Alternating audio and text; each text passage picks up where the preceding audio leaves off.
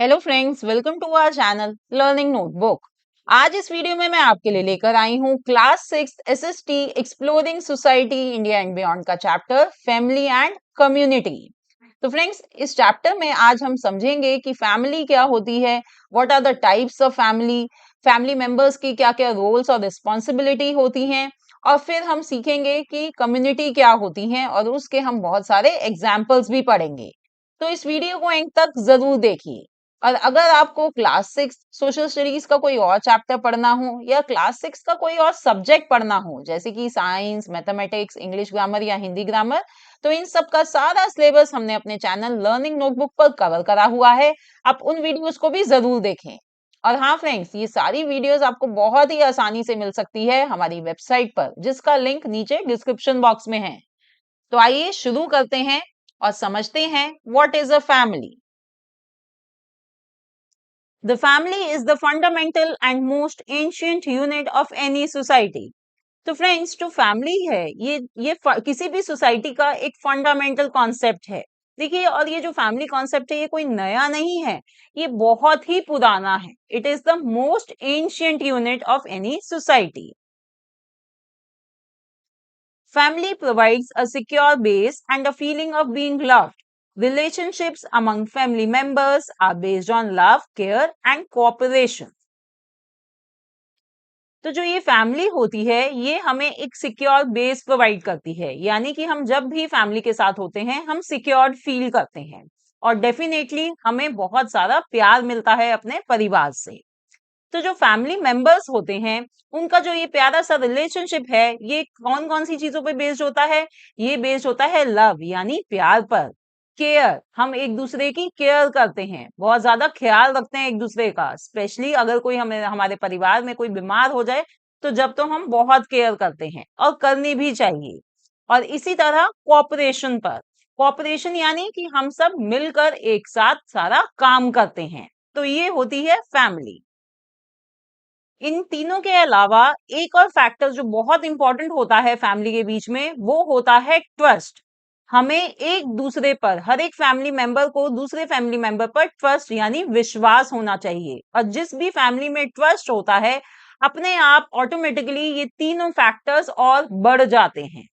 तो relationship among family members they are based on definitely on trust. जब भी ये तीनों जो फैक्टर्स हैं ये और बढ़ जाते हैं।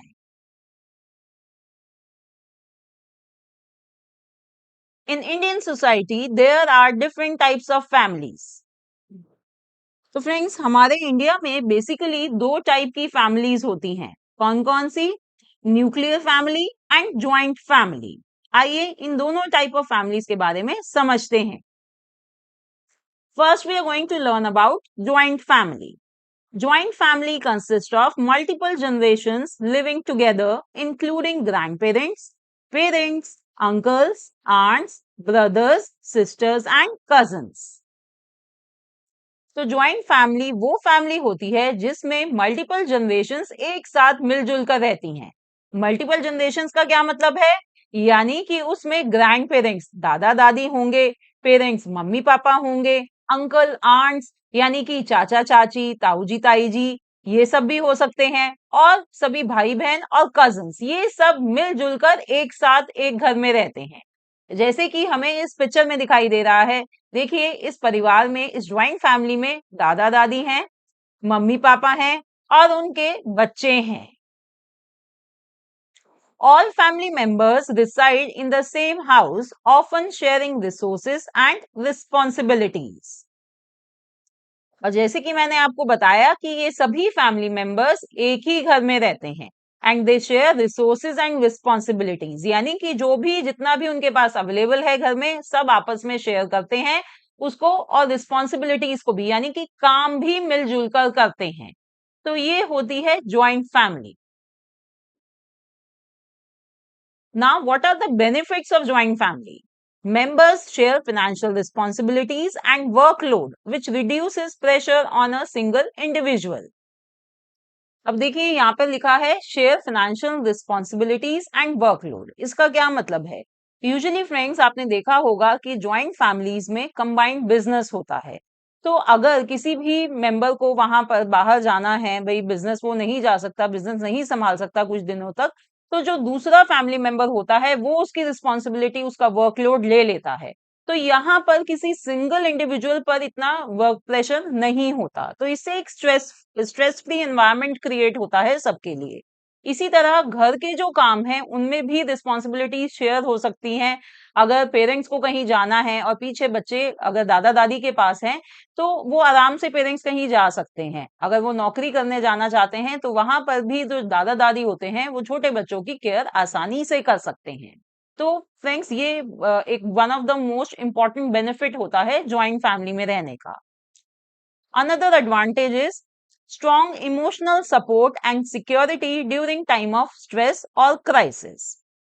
अब अगर गॉड फॉरबिड फैमिली में कोई क्राइसिस आ गई, कोई प्रॉब्लम आ गया, कोई प्रॉब्लम आ गई, तो जो फैमिली मेंबर्स होते हैं वो एक दूसरे को बहुत अच्छे से सपोर्ट कर सकते हैं इमोशनली भी। और इससे एक सेंस ऑफ सिक्योरिटी रहती है। भाई एक्सपीरियंस लोग भी होते हैं उस फैमिली में, एल्डर्स होते हैं, वो सबको समझा सकते हैं, अपना एक्सपीरियंस शेयर करते हैं। तो इस तरह से हम बहुत ज्यादा इमोशनल सपोर्ट मिलता है हमें, और हम सिक्योर्ड फील करते हैं ज्वाइंट फैमिली में। Next one is opportunities for children to learn social and family values from elders. और another major benefit of joint family is कि इसमें जो एल्डर्स होते हैं, जैसे कि दादा दादी जो होते हैं, वो परिवार के बच्चों में बहुत ही अच्छे से सोशल वैल्यूज और फैमिली वैल्यूज डाल सकते हैं, इंस्टिल कर सकते हैं। और ये बहुत जरूरी भी है। बट ये जो चीज होती है फ्रेंड्स, ये न्यूक्लियर फैमिली में मिस हो जाती है। तो बच्चों की अच्छी ग्रोथ के लिए, उनकी अच्छी लाइफ के लिए दादा दादी की वैल्यूज उनमें डालना बहुत इंपॉर्टेंट है। Now, there are few drawbacks also of joint family. Let's understand them. Potential for less privacy and more potential for conflict. Joint family के कुछ ड्रॉबैक्स भी होते हैं, जैसे कि यहाँ पर कम प्राइवेसी मिलती है हर एक मेंबर को। भाई बहुत ज्यादा मेंबर्स हैं फैमिली में, तो हर एक की प्राइवेसी कम हो जाती है। और जितने ज्यादा मेंबर्स होते हैं फ्रेंड्स, हो सकता है कि उनमें भाई कॉन्फ्लिक्ट्स भी हों, लड़ाइयां भी हों। There is more possibility of conflicts in joint family. Nuclear families में भी हो सकती हैं, बट ज्वाइंट फैमिली में बिकॉज इसमें ज्यादा मेंबर्स होते हैं, तो it has more potential for conflict. Next drawback is decision making can be slower due to the need for consensus. देखिए, किसी भी चीज पर अगर कोई फैसला लेना है, कोई डिसीजन लेना है, तो वो थोड़ा स्लो हो जाता है। क्यों? क्योंकि जब तक सब एग्री नहीं करेंगे तो वो डिसीजन नहीं लिया जाता।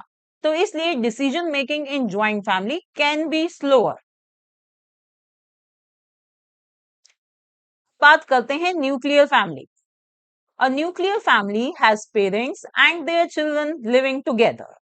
न्यूक्लियर फैमिली में फ्रेंड्स सिर्फ पेरेंट्स होते हैं और उनके बच्चे होते हैं, ये सब मिलजुल कर रहते हैं। जैसे कि हमें इस पिक्चर में दिखाई दे रहा है, पेरेंट्स यानी मम्मी पापा हैं और उनके बच्चे हैं।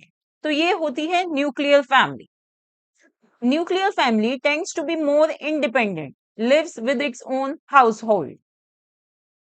तो nuclear families tend to be more independent. Nuclear families ज्यादा इंडिपेंडेंट होती हैं ज्वाइंट फैमिलीज से। एक तो क्योंकि ये अलग रहती हैं, इनका अलग घर होता है, तो इस वजह से बहुत फर्क पड़ता है और ये ज्यादा इंडिपेंडेंट होती हैं। अब बात करते हैं कि इन न्यूक्लियर फैमिलीज के बेनिफिट्स क्या क्या होते हैं। First one is fewer potential for conflict due to fewer individuals. अब न्यूक्लियर फैमिलीज में कम मेंबर्स होते हैं, तो यहाँ पर कॉन्फ्लिक्ट यानी लड़ाई होने के चांसेस कम होते हैं, कम पोटेंशियल होता है इसमें। More personalized attention and care for children by parents. अब यहाँ पर देखिए, न्यूक्लियर फैमिलीज में पेरेंट्स ही होते हैं जो बच्चों की देखभाल करते हैं, तो पेरेंट्स ज्यादा अच्छे तरीके से पर्सनलाइज अटेंशन और उनकी केयर कर पाते हैं, क्योंकि कोई दादा दादी या कोई चाचा चाची नहीं है बच्चों को देखने के लिए, सिर्फ पेरेंट्स ही हैं।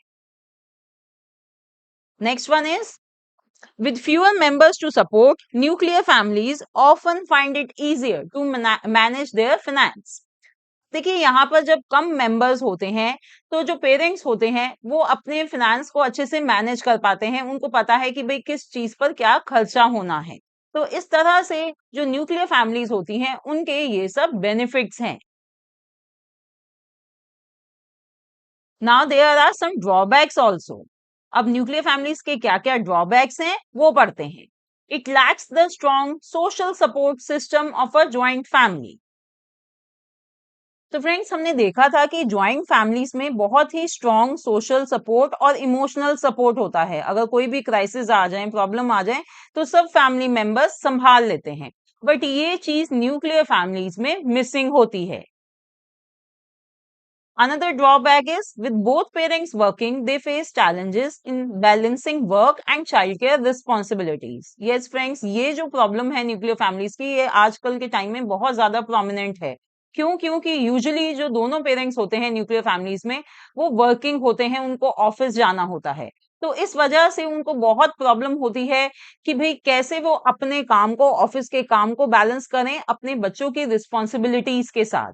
तो ये वाला जो चैलेंज है न्यूक्लियर फैमिली का, ये आज के जमाने में एक बहुत बड़ा ड्रॉबैक है। Then the absence of grandparents and other elders can mean a loss of valuable life experience, wisdom and cultural knowledge. जैसे कि हमने ज्वाइंट फैमिलीज में पढ़ा था कि जो ग्रैंड पेरेंट्स होते हैं वो अपना एक्सपीरियंस और social values, family values instil करते हैं बच्चों में, जो छोटे बच्चे होते हैं परिवार के। बट क्योंकि न्यूक्लियर फैमिलीज में ग्रैंड पेरेंट्स या कोई और बड़ा नहीं होता, तो जो भी कल्चरल नॉलेज पास ऑन होनी होती है वो नहीं हो पाती। कोई भी जो वैल्यूबल लाइफ एक्सपीरियंस जो ग्रैंड पेरेंट्स शेयर करते बच्चों के साथ, वो सब नहीं हो पाता।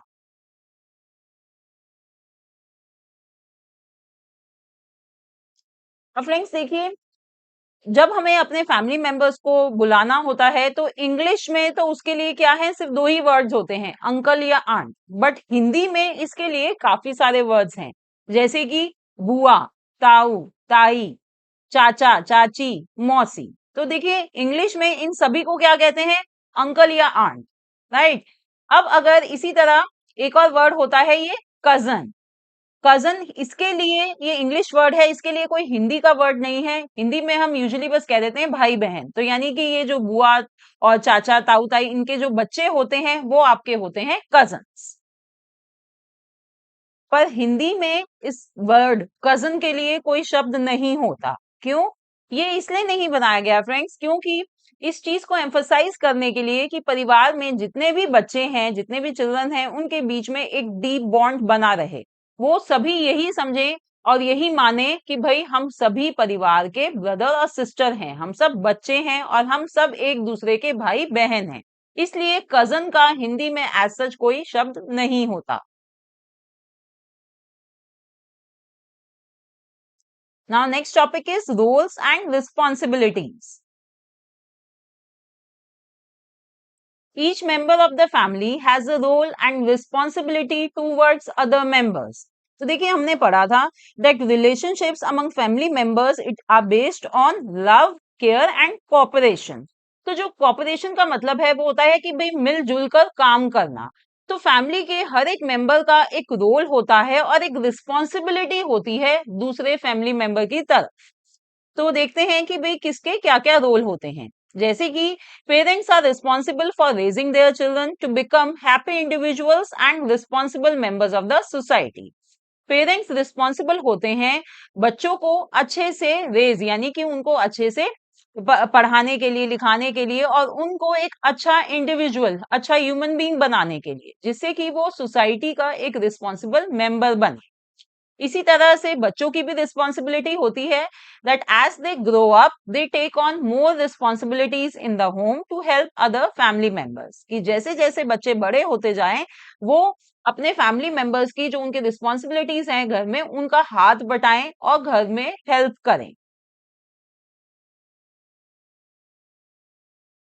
Following our dharma or doing our duty has been an important principle of Indian culture. और हमारे इंडियन कल्चर में हर फैमिली में अपना धर्म फॉलो करना, यानी कि हर एक मेंबर को अपनी ड्यूटी निभाना बहुत जरूरी माना जाता है। भाई जिसका जो काम है, जिसकी जो रिस्पॉन्सिबिलिटी है फैमिली मेंबर की, वो उसे पूरा करे। The family is also a school where children learn important values like non-violence, giving, helping others, and sacrifice. और जो फैमिली है वो एक स्कूल की तरह है, जहां पर जो बच्चे हैं फैमिली के, वो बहुत इंपॉर्टेंट वैल्यूज सीखते हैं। कौन कौन सी वो वैल्यूज होती हैं? जैसे कि नॉन वायलेंस, यानी कि लड़ाई झगड़ा ना करना, जिसको हम हिंदी में कहते हैं अहिंसा। इसी तरह सेकंड वैल्यू है गिविंग, यानी दान देना। अगर तुम्हें जिसकी तुम मदद कर सकते हो उसको दान दो, मदद करो। यही चीज है हेल्पिंग अदर्स, औरों की सेवा करना, हेल्प करना। और फिर है सेक्रीफाइस, यानी त्याग। अपने फैमिली मेंबर्स के लिए अगर हमें कुछ त्यागना पड़े, कुछ सेक्रीफाइस करना पड़े, तो वो भी हमें करना चाहिए। तो ऐसी ऐसी जो इंपॉर्टेंट वैल्यूज हैं, ये बच्चों को सिखाई जाती हैं फैमिली में। तो इसलिए फैमिली एक स्कूल की तरह है। अब फ्रेंड्स, मैं आपको एक स्टोरी सुनाती हूँ जिसमें आपको ये जितनी भी वैल्यूज हैं इनकी इंपॉर्टेंस पता चलेगी। देखिए, ये स्टोरी है शालिनी की फैमिली से रिलेटेड। ये एक छोटी सी गर्ल है शालिनी, जो अपने परिवार के साथ केरला में रहती है। ये उसके पेरेंट्स हैं, उसके फादर एक छोटा बिजनेस करते हैं, और ये उसकी मदर हैं जो पास ही के एक स्कूल में टीचर हैं। और ये शालिनी का छोटा भाई है। शालिनी अपने परिवार में अपनी दादी के साथ रहती है, और साथ में उसके ये हैं चाचा चाची। और चाचा चाची की एक डॉटर है चिन्नी, यानी शालिनी की एक कजन है जिसको शालिनी चिन्नी बुलाती है। अब ये जो शालिनी के चाचा जी हैं, इनकी अभी अभी जो जॉब थी वो छूट गई है, और जो उनकी वाइफ है यानी शालिनी की चाची, वो एक होम मेकर हैं। तो अब क्या हुआ कि पूरा परिवार ओणम फेस्टिवल को मनाने में, उसकी खुशी मनाने में बिजी था। यानी कि जो केरला का जो एक बहुत इंपॉर्टेंट फेस्टिवल है ओणम, उसकी तैयारियों में सब जुटे हुए थे। तो शालिनी की दादी ने शालिनी के फादर को बताया कि भाई, क्योंकि उसके चाचा की अभी अभी जॉब छूटी है, तो उनके पास ओणम के लिए, भाई फेस्टिवल के लिए नए कपड़े खरीदने को प्रॉपर पैसे नहीं है। तो इस पर शालिनी के फादर ने कैसे रिएक्ट करा? जब वो अपने और अपने परिवार के लिए, यानी शालिनी और अपने बेटे के लिए कपड़े लेने के लिए गए, तो उन्होंने साथ साथ अपने भाई और उसकी वाइफ और चिन्नी के लिए भी नए कपड़े खरीदे। तो इस वजह से क्या हुआ कि शालिनी को एक जो सिल्क फ्रॉक चाहिए थी, वो नहीं आ पाई, उसको एक सिंपल कॉटन की फ्रॉक मिली।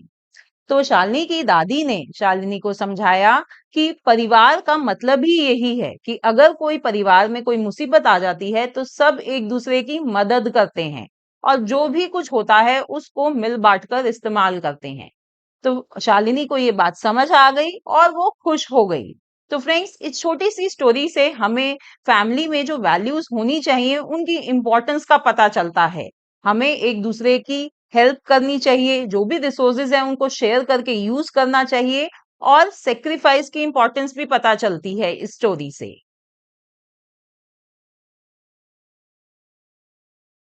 तो अभी हमने केरला की एक स्टोरी सुनी, अब हम सुनेंगे मेघालय की एक स्टोरी। तो मेघालय के पहाड़ों में एक लड़का रहता था तेंजिंग, अपनी फैमिली के साथ। उसके जो फादर थे, तेंजिंग के फादर, वो एक छोटा सा ग्रोसरी स्टोर रन करते थे। और जो इसकी मदर थी, तेंजिंग की मदर, वो काम करा करती थी एक कोऑपरेटिव में, जहां पर वो लोकल हैंडीक्राफ्ट्स बनाते थे टूरिस्ट के लिए। तो उसकी मम्मी जब कोऑपरेटिव में काम करने जाती थी, तो जो उसके फादर थे, वो घर पर घर के जो हाउस होल्ड चोर्स होते हैं वो करा करते थे, उनमें हेल्प करते थे।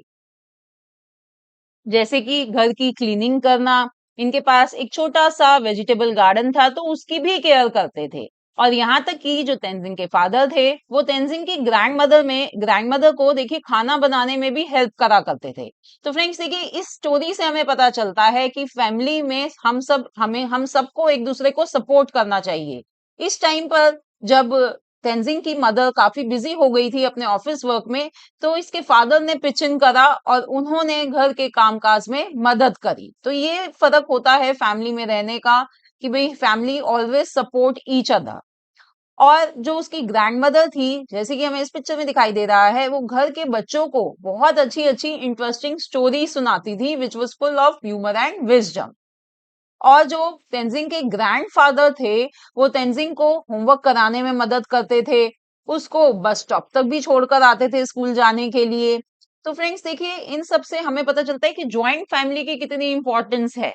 ठीक है, जो ग्रैंड पेरेंट्स होते हैं वो बच्चों का कितना ध्यान रखते हैं। तो फ्रेंड्स, अभी पीछे जब हमने बेनिफिट्स ऑफ जॉइंट फैमिलीज पढ़ी थी तो उसमें हमने सीखा था कि जो जॉइंट फैमिली होती है उसमें वर्कलोड शेयर हो जाता है, और यही चीज हमें इस तेंजिंग की फैमिली में दिखाई दे रही है कि वर्कलोड शेयर हो रहा है। और जो बच्चे हैं उनको बहुत अच्छी अपॉर्चुनिटी मिलती है ग्रैंड पेरेंट्स से सोशल और फैमिली वैल्यूज सीखने की। और जो तेंजिंग के ग्रैंडफादर थे वो कॉलोनी के सोशल वर्क में भी पार्टिसिपेट करते थे। जैसे कि अगर कॉलोनी में पावर फेलियर हो गया तो वो पास के बिजली के ऑफिस में जाकर कंप्लेंट रजिस्टर कराते थे। और एक बार तो ऐसा भी हुआ कि जब इनके पड़ोसी का घर स्टॉर्म में डिस्ट्रॉय हो गया तो तेंजिंग के ग्रैंडफादर ने सारे कॉलोनी मेंबर से पैसे इकट्ठे करके उस नेबर की मदद भी करी थी। तो फ्रेंड्स देखिए, यहाँ पर हमें फैमिली की इम्पोर्टेंस और सोशल में, जब हम ज्वाइंट फैमिली में रहते हैं तो हम सोशली भी ज्यादा एक्टिव हो सकते हैं, जैसे कि तेंजिंग के ग्रैंडफादर थे। और उसके अलावा हमें फाइनेंशियल जो एक इंडिपेंडेंस मिल जाती है कि भाई अगर दोनों पेरेंट्स वर्किंग हैं तो ज्यादा अच्छे से जो एक्सपेंसेस हैं उन्हें वो मैनेज कर पाते हैं। यहाँ पर दोनों पेरेंट्स काम कर रहे थे तो तेंजिंग कहता है कि वो बहुत लकी मानता है अपने आप को कि उसके जो पेरेंट्स हैं वो बेसिक नेसेसिटीज का बहुत अच्छे से ख्याल रखते हैं, जैसे कि खाने का और कपड़ों का। और अगर कोई अनएक्सपेक्टेड एक्सपेंस आ भी जाता है तो फैमिली मेंबर्स आपस में बातचीत कर कर उस पर डिसीजन लेते हैं। और तेंजिंग कहता है कि उसकी मदर हमेशा कुछ ना कुछ पैसे सेव भी करती हैं कि अगर कभी उनको कोई अनएक्सपेक्टेड एक्सपेंस आ जाए तो उसके लिए। और जैसे कि हमने इस स्टोरी में सुना कि जो तेंजिंग के ग्रैंडफादर थे वो सिर्फ अपनी फैमिली की केयर ही नहीं करा करते थे, वो बाकी जो सोसाइटी में और भी फैमिलीज थी, उनके नेबर्स थे, उनकी भी मदद करा करते थे। तो आइए अब इसी से रिलेटेड है हमारा next topic, community. Families are connected not only within themselves but also with other families and the people around them. तो जो फैमिली मेंबर्स होते हैं वो सिर्फ आपस में कनेक्टेड नहीं होते, बट वो दूसरी और फैमिलीज के साथ भी कनेक्टेड होते हैं, और जो उनके आसपास के लोग हैं उनके साथ भी कनेक्टेड होते हैं। So this network of interconnected people is called a community. और इसी नेटवर्क को कहते हैं हम कम्युनिटी, जिसमें लोग आपस में एक साथ कनेक्टेड होते हैं। Families and communities work together to make life better for all of us. और जब फैमिलीज और कम्युनिटीज एक साथ मिलकर काम करती हैं तो सबके लिए बेहतर होता है, सबकी लाइफ अच्छी होती है। So community is the group of people sharing a common religion, region, profession और interest. तो फ्रेंड्स, हम कह सकते हैं कि कम्युनिटी जो है वो एक ग्रुप ऑफ पीपल होता है जिनमें कुछ ना कुछ कॉमन होता है, जैसे कि या तो वो कॉमन रिलीजन है उनका, जैसे कि हमारे यहाँ पे होती है हिंदू कम्युनिटी हो गई, क्रिश्चियन कम्युनिटी हो गई, मुस्लिम कम्युनिटी हो गई, या मुंबई में जो पारसी कम्युनिटी है। तो इनमें क्या है, ये ग्रुप ऑफ पीपल है जो एक कॉमन रिलीजन फॉलो करते हैं, they share a common belief system. इसी तरह से जैसे कि हो सकता है कि एक ऐसी कम्युनिटी बनी हो जो जहां पर लोग एक पर्टिकुलर रीजन में रहते हों, जैसे कि आप देखेंगे कि अमेरिका में एक इंडियन कम्युनिटी कहलाती है। क्यों? क्योंकि वो सभी के सभी इंडिया से आए हैं, वो एक पर्टिकुलर रीजन जैसे कि इंडिया उनमें कॉमन है, तो वो भी एक कम्युनिटी हो सकती है। इसी तरह से प्रोफेशन के उस पर, जैसे कि सारे डॉक्टर्स की एक कम्युनिटी है, राइट, इंजीनियर्स की एक कम्युनिटी हो गई, इस तरह से। और या फिर उस उन ग्रुप ऑफ पीपल में कुछ ना कुछ कॉमन इंटरेस्ट हो, maybe like they have some common hobby, या फिर कुछ हो सकता है जैसे कि कॉमन गोल हो उनका। इसके आगे एग्जांपल्स हम देख लेते हैं। जैसे कि मैंने आपको बताया Mumbai Parsi community, then America's Indian community, तो ये सब ऐसे हैं कि भाई या तो कॉमन रिलीजन है इनमें या कॉमन रीजन है। अब फ्रेंड्स, आपके स्कूल में जो स्पोर्ट्स क्लब है या बुक क्लब, लिटरेचर जो आप कहते हो लिटरेरी क्लब, तो ये सभी क्या है, ये भी एक कम्युनिटी है। क्यों? क्योंकि इसमें it consist of a group of people जो एक कॉमन इंटरेस्ट शेयर कर रहे हैं। जैसे कि स्पोर्ट्स क्लब के जो मेंबर्स हैं भाई, उनका एक गोल होता है कि हम सब मिलकर अपने स्कूल का नाम स्पोर्ट्स में रोशन करें, दूसरे स्कूल्स के साथ हमें compete करना है और अपने स्पोर्ट्स को बेहतर बनाना है। तो ये होती है different communities where group of people they share something common in between them. In the past 30 to 40 years, new types of communities have emerged, such as residents' welfare associations in cities. तो friends पिछले 30-40 साल में क्या हुआ है कि ये जो अर्बन एरियाज होते हैं इनमें एक नई टाइप की कम्युनिटीज आई हैं, जैसे कि रेसिडेंट्स वेलफेयर एसोसिएशन। तो ये कौन सी कम्युनिटी होती है?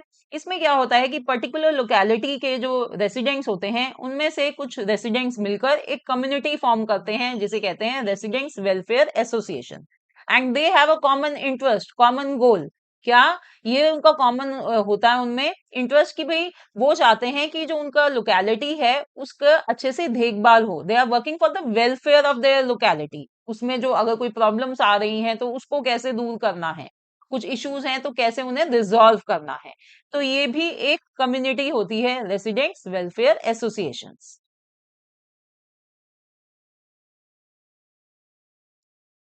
Members of a community come together for various reasons, like celebrating festivals and organizing feasts, weddings, and other events. तो कम्युनिटी के जो सारे मेंबर्स होते हैं वो टाइम टू टाइम एक साथ आते हैं, मिलते हैं एक दूसरे पर, एक दूसरे से। रीजंस कुछ भी हो सकते हैं, जैसे कि अगर कोई फेस्टिवल सेलिब्रेट करना होता है। हाँ फ्रेंड्स, हम भी करते हैं ना ऐसे ही। हम अपने लोकेलिटी मेंबर्स के साथ फेस्टिवल सेलिब्रेट करते हैं, या अगर हम किसी अपार्टमेंट में रहते हैं तो वहां पर जितने भी अपार्टमेंट के लोग होते हैं वो सभी मिलकर फेस्टिवल सेलिब्रेट करते हैं। इसी तरह से हो सकता है कोई फीस्ट ऑर्गेनाइज करनी हो, या शादी वगैरह जब होती है, फंक्शंस होते हैं, तो उसमें भी जो मेंबर्स होते हैं कम्युनिटी के, they come together to celebrate it. In villages, members of community come together to support each other with agricultural practices like land preparation, sowing and harvesting. और फ्रेंड्स, विलेजेस यानी गांव में भी जो कम्युनिटी मेंबर्स होते हैं वो आपस में एक दूसरे को बहुत सपोर्ट करते हैं। जैसे कि भाई वो एक दूसरे की मदद करते हैं हार्वेस्ट करने में, जब फसल को काटने में हेल्प करते हैं, बीज बोने में हेल्प करते हैं। तो हमने इसमें देखा कि भाई जो रूरल एरियाज हैं वहां पर भी लोग जो हैं एक कम्युनिटी के, वो एक दूसरे की बहुत मदद करते हैं और एक दूसरे को सपोर्ट करते हैं।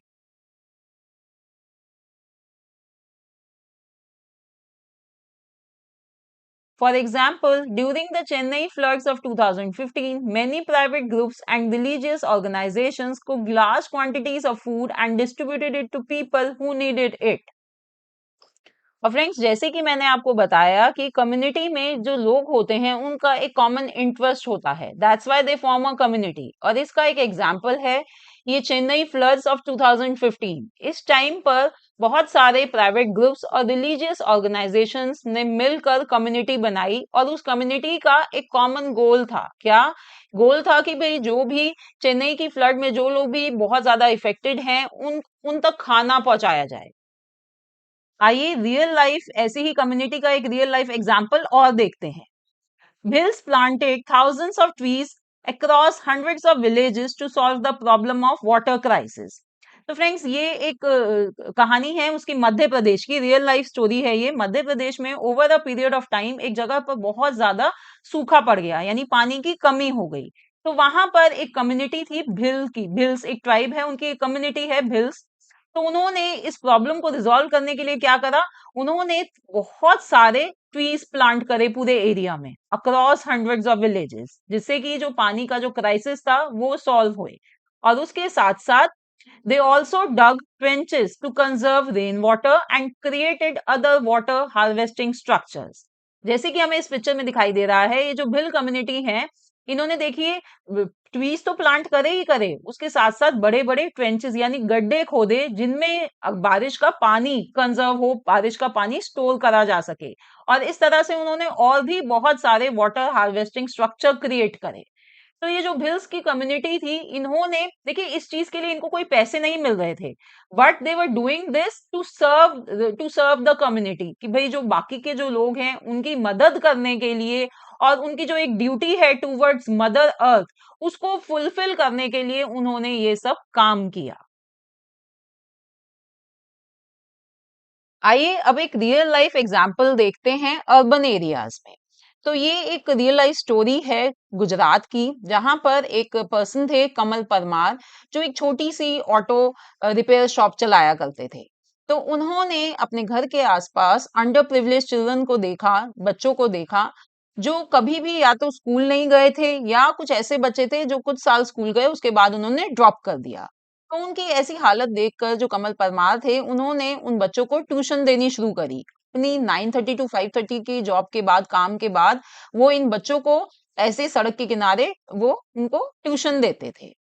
तो धीरे-धीरे वो ये जो उनकी क्लासेस थी, इसमें नंबर ऑफ चिल्ड्रन बढ़ गए, वो बढ़कर हो गए 150। देखिए कुछ बच्चों से शुरुआत करी उन्होंने और ये क्लासेस उनको उन बच्चों को इतनी अच्छी लगी कि धीरे-धीरे और ऐसे अंडर प्रिविलेज्ड चिल्ड्रन ने उन क्लासेस को जॉइन करा और टोटल 150 चिल्ड्रन के आसपास वो हो गए।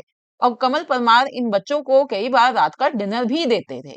तो उनका ऐसा एफर्ट देखकर जो आसपास के स्कूल्स के कुछ टीचर्स थे, उन्होंने भी कमल परमार को ज्वाइन करा इन बच्चों को पढ़ाने के लिए। और यहाँ तक कि कुछ और जो बच्चे, बड़े बच्चे थे जो रेगुलर स्कूल जाया करते थे, उन्होंने भी वॉलंटियर किया as a teacher to teach these under privilege children. तो इस तरह से जो ये कमल परमार थे, उन्होंने अंडर प्रिविलेज कम्युनिटी की हेल्प करी। इन बच्चों को शायद कभी भी ऐसे पढ़ने को, लिखने को नहीं मिल पाता अगर कमल परमार ने ये एफर्ट नहीं किया होता। तो इस तरह से कमल परमार ने दिखाया कि हम कैसे मिलकर कम्युनिटी की हेल्प कर सकते हैं। So friends, this was our chapter Family and Community of Class 6 Social Studies Exploring Society, India and Beyond. इस चैप्टर में हमने फैमिली का मीनिंग समझा, टाइप्स ऑफ फैमिली समझी, roles and responsibilities of family members सीखा और फिर हमने कम्युनिटी के बारे में पढ़ा विद रियल लाइफ एग्जाम्पल्स। तो मुझे उम्मीद है कि अब आपको ये चैप्टर बहुत अच्छे से समझ आ गया होगा। तो फ्रेंड्स, इस वीडियो को लाइक जरूर करें और हमारे चैनल लर्निंग नोटबुक को सब्सक्राइब भी करें। Thanks for watching. See you in the next video. Bye bye.